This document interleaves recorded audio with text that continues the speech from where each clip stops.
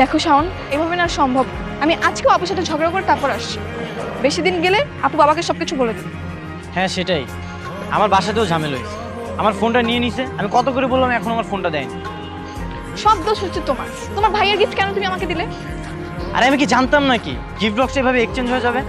আর Valentine day যদি কিছু না দেয় পরে তো আবার বলবা যে ভালোবাসি কিছু দিইনি। তার মানে কি তুমি আমাকে লোভী ভাবো? আমি গিফটের জন্য তোমার সাথে প্রেম করি? না, সেরকম কিছু না। আচ্ছা এখন কি করা যায়, একটা উপায় বের করো। আমার কাছে না একটাই আইডিয়া আছে। কি আইডিয়া? আমাদের না খুব তাড়াতাড়ি বিয়ে করে ফেলা উচিত, তাহলে ওরা আমাদের আর কিছু বলতেই পারবে না। রাইট, তুমি একদম ঠিক কথা বলেছো।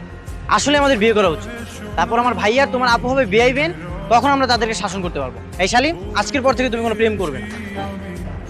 আরে বোকা, আমি কি সেই জন্য বলছি নাকি? বিয়ে করলেও তো বড়রা বড়ই থাকবে। আমি বলতেছি যেন বিয়ে করার পরে তুমি আমি হাজবেন্ড ওয়াইফ হয়ে যাব, তখন ওরা আমাদের আর কিছুই বলতে পারবে না, আমরা নিজেদের মতো করে চলতে পারবো। হ্যাঁ সেটাই। আচ্ছা চলো।